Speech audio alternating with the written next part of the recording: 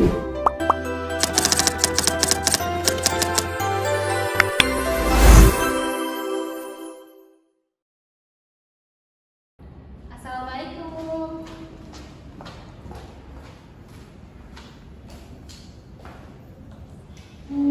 Ya, silakan kedua membaca doa terlebih dahulu. Amin. Gimana hari ini kabarnya? Baik atau ada yang nggak baik? Alhamdulillah semuanya baik ya. Masih semangat nggak nih untuk belajar? Masih dong. Oke, Ibu buka terlebih dahulu ya. Bismillahirrahmanirrahim. Alhamdulillahirrahmanirrahim. Kita semua masih diberi nikmat sehat dan kesempatan oleh Allah SWT untuk berkumpul dan belajar bersama pada hari ini seperti biasanya. Sebelumnya kita absen terlebih dahulu ya. Ibu absen ya. Alhamdulillah semuanya masuk ya hari ini. Oke, hari ini kita akan membahas sesuatu yang sangat penting nih anak-anak. Bahkan kita bisa bilangnya itu fondasi utama dalam kita umat muslim untuk beribadah sehari-hari. Siapa di sini yang sholatnya sudah tepat 5 waktu, nggak ada yang bolong? Nah, Ibu harap semoga semuanya sholatnya sudah 5 waktu, nggak ada yang bolong ya. Sebelum masuk, Ibu ada pertanyaan. Kalau kita tidak wudu, tetapi kita tetap sholat, menurut kalian sah atau tidak dan kenapa?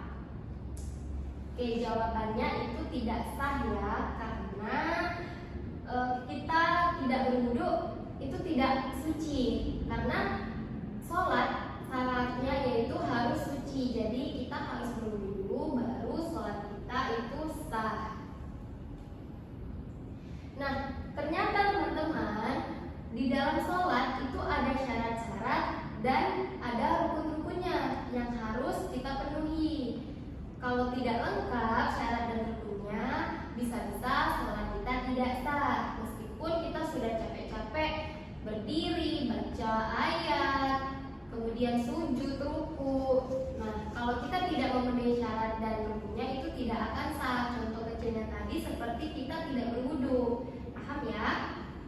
Maka dari itu Ibu akan memberi kalian pelajaran. Kita akan belajar hari ini tentang rukun dan syarat sahnya sholat, supaya ibadah kita dalam sehari-hari agar diterima Allah, dan juga kita saling memberitahu bahwasanya syaratnya ini, rukunnya ini, dan juga kita bisa mengamalkannya dalam kehidupan sehari-hari. Baiklah, di sini kita memasuki pengertian rukun dan syarat sah sholat. Yang pertama, rukun sholat adalah tindakan atau ucapan wajib yang membentuk sholat. Sedangkan syarat sah sholat adalah ketentuan yang harus kita penuhi sebelum sholat. Contoh kecilnya yang untuk sholat itu tindakan atau ucapan yang wajib kita bentuk sebelum kita sholat. Contohnya yaitu kita berniat, melafalkan niat, itu merupakan rukun dari sholat. Nah, kalau sedangkan yang syaratnya itu yang harus kita penuhi sebelum sholat. Contohnya kita harus Islam. Kalau kita tidak Islam berarti kita tidak perlu sholat. Seperti itu ya. Baiklah, pembahasan selanjutnya yaitu rukun sholat. Rukun sholat ada 13. Yang pertama, niat. Niat seperti yang kita tahu semua, niat itu di dalam hati. Kalau yang kita ucapkan itu namanya lafaz niat. Yang kedua, takbiratul ihram, yang Allahu Akbar, seperti itu ya. Kemudian berdiri bagi yang mampu. Bagi yang tidak mampu itu boleh sholatnya dalam keadaan duduk. Bagi yang tidak mampu duduk boleh sholat dalam keadaan berbaring. Jadi gak ada alasan kita untuk tidak melaksanakan sholat. Sekalipun kita dalam keadaan sakit, kita diberi keringanan untuk tidak berdiri. Selanjutnya yang keempat, membaca Al-Fatihah. Nah, Al-Fatihah ini merupakan surat yang paling penting yang harus kita tahu, kita fasih melafalkannya, dan juga panjang pendeknya harus kita tahu, karena ini merupakan rukun sholat. Kalau Al-Fatihahnya kita masih salah, ada kemungkinan kalau sholat kita itu tidak sah. Nah, Ibu yakin semuanya di sini untuk pembacaan Al-Fatihah kalian semua pasti sudah bisa.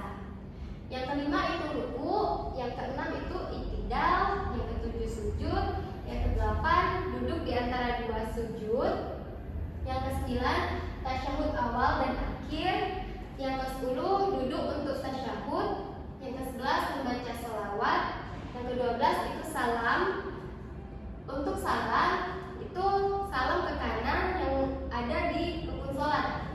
Kalau salam ke kiri itu tidak termasuk. Maksudnya di sini yang wajibnya itu yang ke kanan. Jika kita terlambat dan imam sudah melaksanakan salam, kita nggak apa-apa. Setelah imam salam ke kanan, kita langsung berdiri untuk melaksanakan sholat kita yang tertinggal. Dan yang terakhir itu tertib. Maksud dari tertib, kita harus melaksanakan semua rukun sholatnya itu tertib dari nomor 1 sampai 13. Jangan kita kebalik, kita takbiratul ihram dulu baru kita berniat.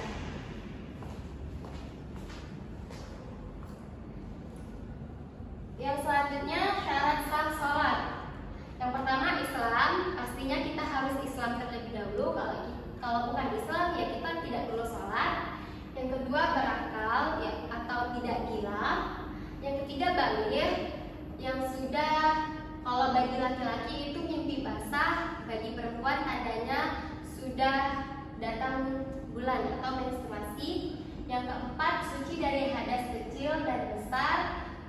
Yang Ibu bilang tadi kita harus berwudu, kemudian kita harus mandi.